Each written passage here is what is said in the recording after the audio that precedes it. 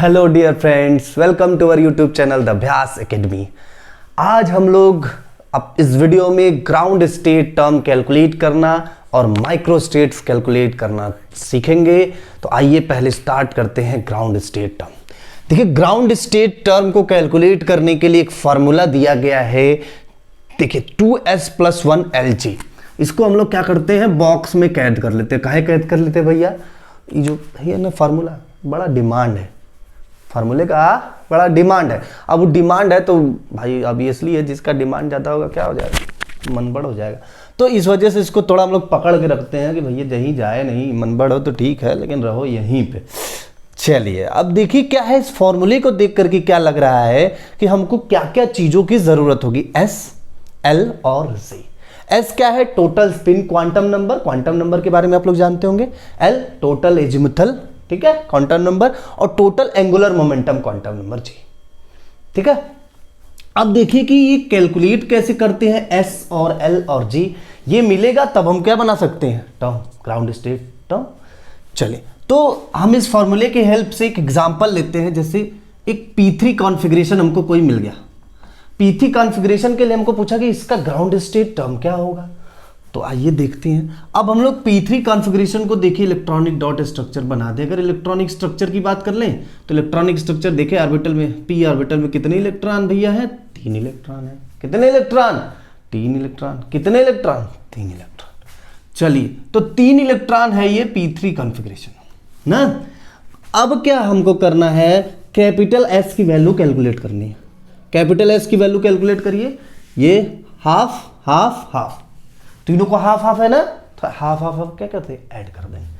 चलिए ऐड कर देते हैं, तो प्लस हाफ और प्लस हाफ। ये तो आप लोग जानते हैं कि स्पिन क्वांटम नंबर, एक इलेक्ट्रॉन जब सीधा है तो प्लस हाफ, उल्टा है तो माइनस हाफ।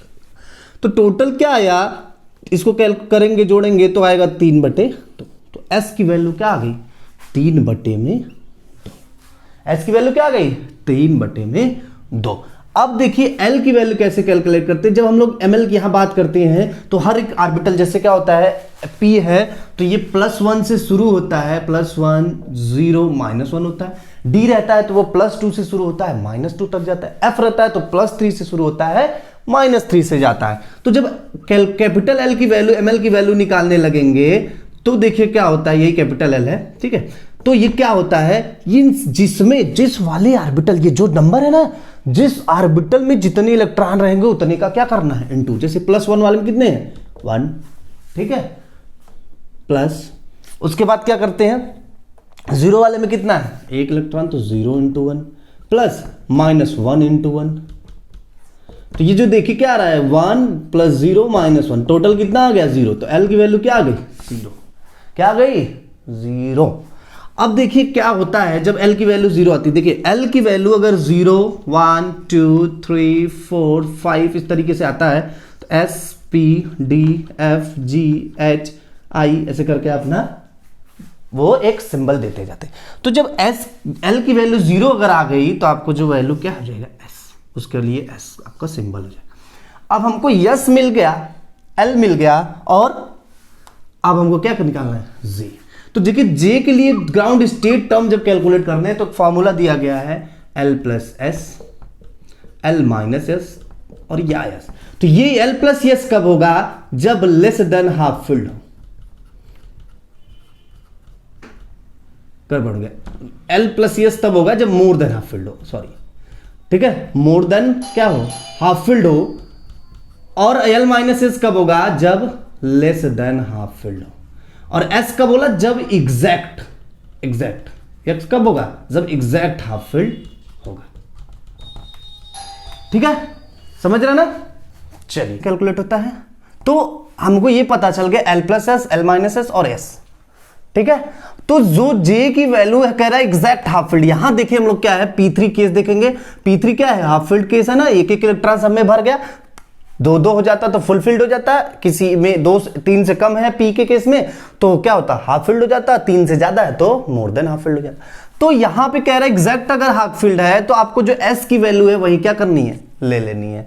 तो एग्जैक्ट S की वैल्यू क्या है, 3/2, तो वही क्या हो जाएगा, J की वैल्यू हो जाएगी। अब जो फार्मूले में रखेंगे तो 2s + 1 मतलब 3 × 2 इंटू 3/2 प्लस 1, तो ये कट जाएगा तो क्या आ जाएगा 4, और ये जो आया है क्या आया है यस की वैल्यू s, और जो j की वैल्यू आई है वो क्या है 3/2। तो ये इसका क्या हो जाएगा ग्राउंड स्टेट टर्म। ठीक है, चलिए दूसरा एग्जांपल लेकर के समझते हैं। फॉर्मूला याद रखे रहिए कि s का वैल्यू कैसे कैलकुलेट करते हैं, जितने इलेक्ट्रॉन हैं अगर सीधे हैं तो +1 सब ऐड करते जाएंगे, आपको s का वैल्यू हाफ होता है -½ +½ तो वो देख करके आपको कैलकुलेट करना है कैपिटल S, फिर उससे 2s + 1 निकल जाए। l की वैल्यू कैसे कैलकुलेट करनी है, आपको p है तो +1 से लेकर के -1 तक वो लिख लेना है, फिर उसके बाद जिसमें जितना इलेक्ट्रॉन d है तो +2 से लेकर लिख लेना, f है तो उतना लिख लेना। तो उस तरीके से जिसमें जितना इलेक्ट्रॉन हो उतने का इंटू करके l की वैल्यू निकाल लेंगे। और j के लिए फॉर्मूला दिया गया l + s more than half filled, l - n less than half filled, s जब एग्जैक्ट हाफ फिल्ड। ठीक है, इतना क्लियर है। दूसरा एग्जांपल लेकर के तब और अच्छे से समझते हैं। जैसे d का एक अगर एग्जांपल ले लें कि d के कोई ऑर्बिटल, जैसे मान लीजिए अगर हम ले लिए क्या d का 5, चलो d4 ले लेते हैं, d4 ले लेते हैं। अब d4 बना दीजिए, 1 2 3 4 इलेक्ट्रॉन है, +2 +1 0 -1 -2। ठीक है, अगर s की वैल्यू कैलकुलेट करनी हुई तो +½ कितना हो जाएगा 2, तो कैपिटल S की वैल्यू क्या आ जाएगी 2 +½ तो कितना आ जाएगा 2, तो 2s + 1 की वैल्यू कितनी आ जाएगी 2 × 2 + 1 तो क्या आ जाएगा भैया 5, कितना आ जाएगा 5। अब क्या हमको निकालना है l की वैल्यू, देखिए l की वैल्यू यहां बताए थे ना, तो 2 × 1 जितना 2 वाले में है उतने 2 × 1 प्लस 1 × 1 प्लस 0 × 1 बस -1 × 1 और प्लस -2 × 0, क्योंकि 2 वाले में कोई इलेक्ट्रॉन नहीं है तो 0 हो जाए, तो यहाँ आ जाएगा 2 + 1 + 0 -1, तो ये 2 तो ये आ जाएगा 2। तो 2 के लिए l की वैल्यू है तो कितना आता है s p और d, तो d इसके लिए आता है।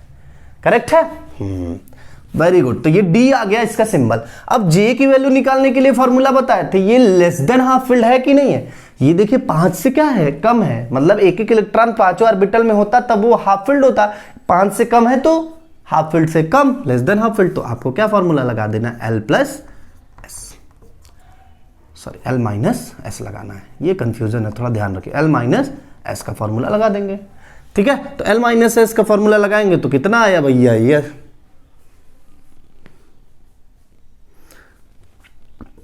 देखिए 2 और ये 2, s की वैल्यू भी 2 और l की वैल्यू भी 2 आई, तो 2 - 2 तो क्या हो जाएगा 0।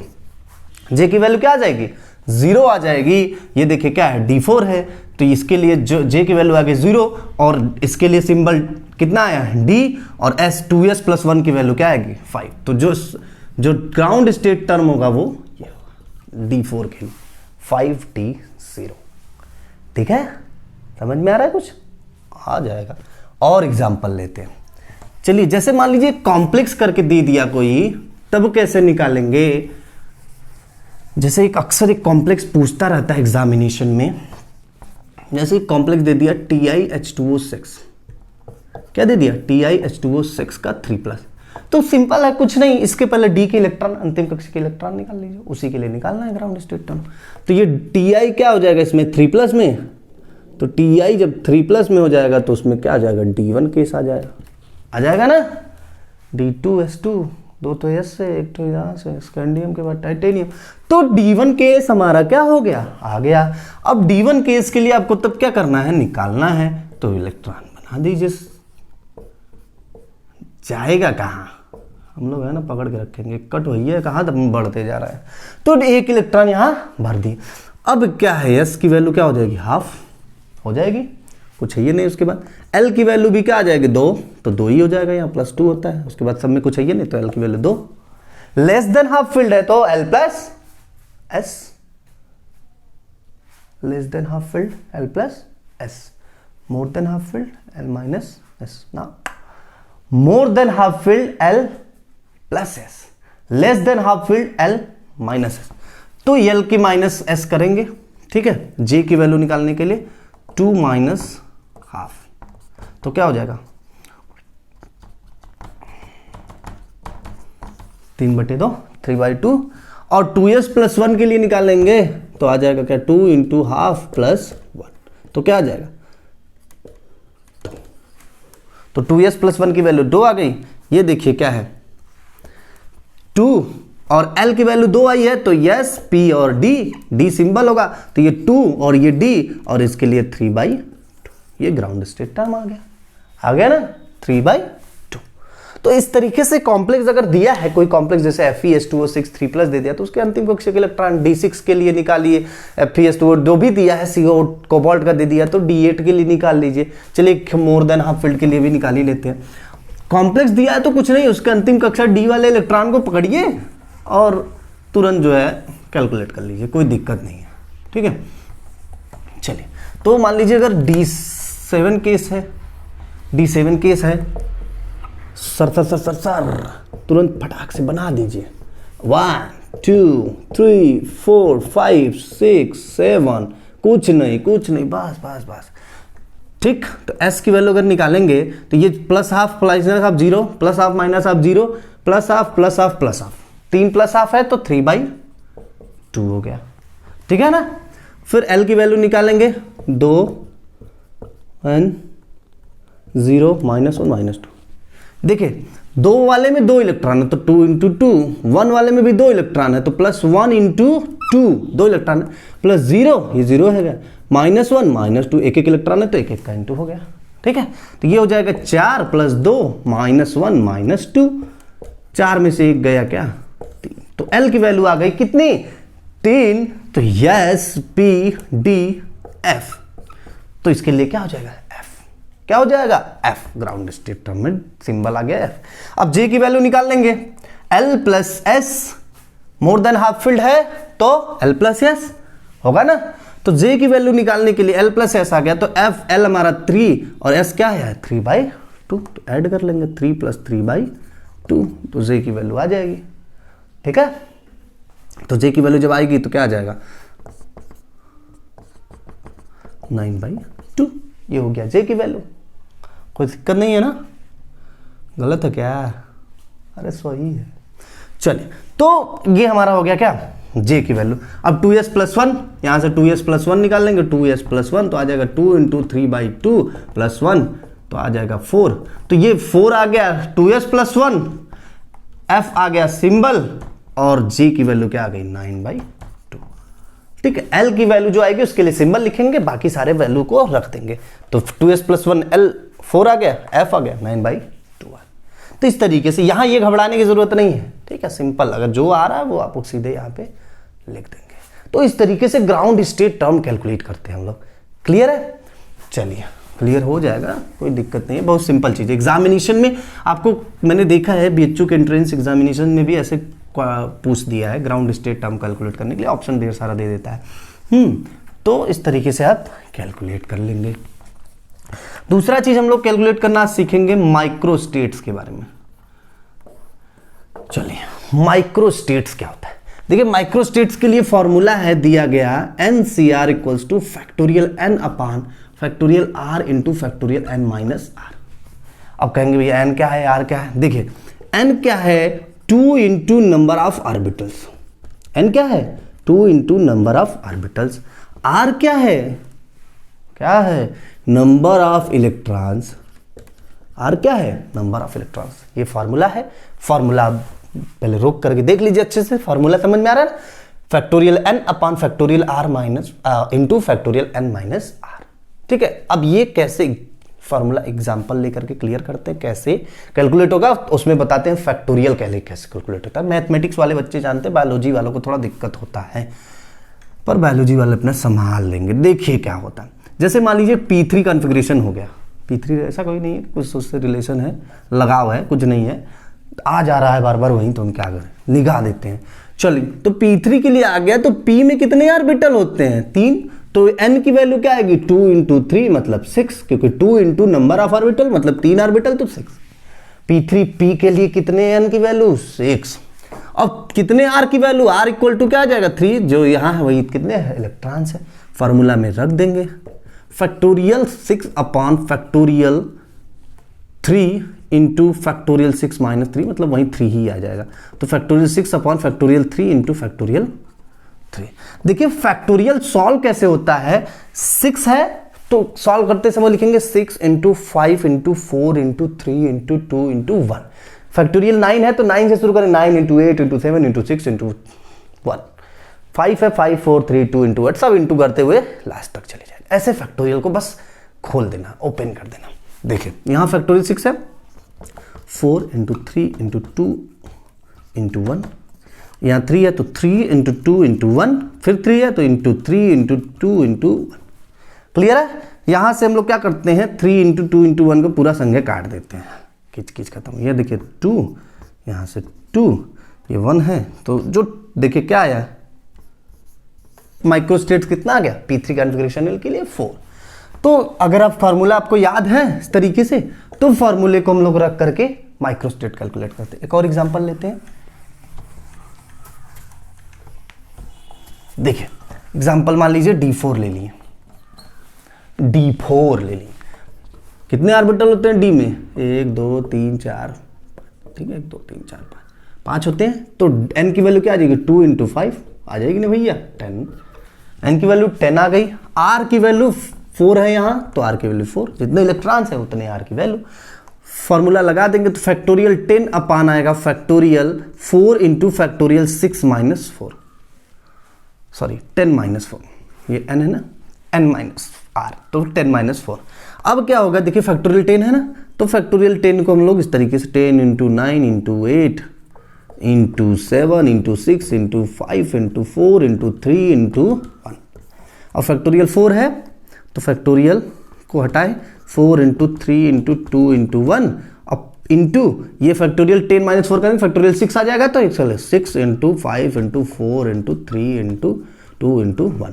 देखिए यहां से लेकर के इसको सेम है तो काट देते हैं, ठीक। फिर क्या करते हैं, इसको काट देते हैं 4 से, फिर ये 4 इसको काट देते हैं, फिर इसको काट देते हैं 3 से, ठीक है ना।